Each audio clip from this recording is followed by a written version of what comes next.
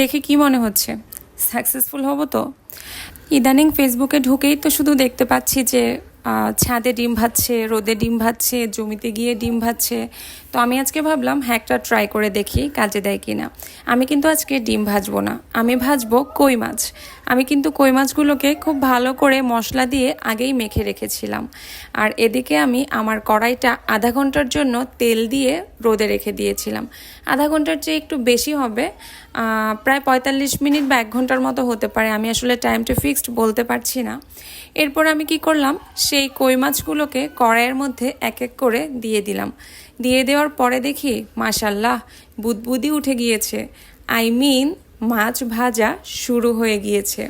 আপনারা যারা গ্যাসের সমস্যায় ভুগছেন, যাদের সিলিন্ডার গ্যাস, তারা কিন্তু এভাবে আমার মতো ছাদে গিয়ে কই মাছ ভাজতে পারেন। তো যাই হোক, বেশি কথা বাড়াচ্ছি না, আমি আমার হ্যাকটা সবাইকে দেখাচ্ছি। আমি 2টা কই মাছ নিয়েছিলাম। এই 2টা জাস্ট ট্রাই করার জন্য আমি নিয়েছি যে আদৌ রোদে কই মাছ ভেজে বা ডিম ভেজে খাওয়া যায় কি না। আজকে আমি আপনাদেরকে সেটাই দেখাবো। রোদের উত্তাপটা এত বেশি বেড়ে গিয়েছে যে আপনি যদি খালি মাথায় হাঁটা শুরু করেন, আমার মনে হয় মগজটাও টকবক টকবক করে ফুটতে থাকবে। আর মাছ বা ডিম তো মামুলি ব্যাপার। তো যাই হোক, সৌদি আরবের মতো যে পরিমাণে আমার এখানে গরম পড়েছে, আপনাদের এদিকেও নিশ্চয়ই সেমভাবেই গরম পড়েছে।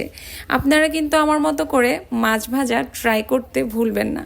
আমি কই মাছ নিয়েছি, আপনারা চাইলে পুঁটি মাছ, রুই মাছ, পাবদা মাছ, যে কোনো মাছ কিন্তু ট্রাই করতে পারেন। দেখতেই পাচ্ছেন আমার মাছটা কি পরিমাণ ক্রিস্পি হয়ে ভাজা হয়েছে। আর তেলের বুদবুদানি দেখে বুঝতেই পারছেন তেলটা গরমে কি পরিমাণ গরম হয়েছে। আমি কিন্তু আজকে শুধু মাছ ভেজেই দেখাবো না, বরং আমি আপনাদেরকে মাছগুলো খেয়েও দেখাবো। আপনারা আবার একদল লোক বলবেন যে মাছগুলো অযথাই ভেজেছেন, খাওয়া যাবে না বা খেতে পারবেন না। মোটেও না, আমি আজকে মাছগুলো আপনাদেরকে খেয়েও দেখাবো। মাছগুলোকে আমি বিভিন্ন সাইড থেকে বিভিন্ন অ্যাঙ্গেলে এ কারণেই দেখাচ্ছি যাতে আপনারা বুঝতে পারেন সত্যি সত্যি মাছটা কি পরিমাণ সুন্দরভাবে ভাজা হয়েছে। দেখেন আমার মাছগুলো কিন্তু ভাজা হয়ে গিয়েছে। এখন আমি আপনাদেরকে মাছটা খেয়ে দেখাবো যে সিদ্ধ হয়েছে কিনা। পরে আবার আপনারা ভাববেন আমি মাছটা খাইনি, ফেলে দিয়েছি বা অন্য কোনো কাজে লাগিয়েছি, পরে আবার চুলায় ভেজেছি। ব্যাপারটা কিন্তু মোটেও এরকম না। মাছটা খেতে কিন্তু মোটামুটি ভালোই হয়েছে। একদম ফুল সিদ্ধ না হলেও সিদ্ধ কিন্তু হয়েছে, খেতে পারি এরকম কিন্তু হয়েছে। আমি কিন্তু 2টো মাছ নিজেই খেয়ে ফেলবো না, যেহেতু আমি রোদে ভেজেছি। রোদে ভাজা মাছ খেতে কেমন হয় সেটা কিন্তু আমি সবাইকে খাইয়ে দেখাবো। সবাই ভালো থাকবেন, সুস্থ থাকবেন। আমার মতো রোদে মাছ ভেজে খেয়ে ভিডিও করে অবশ্যই আমাকে দিবেন।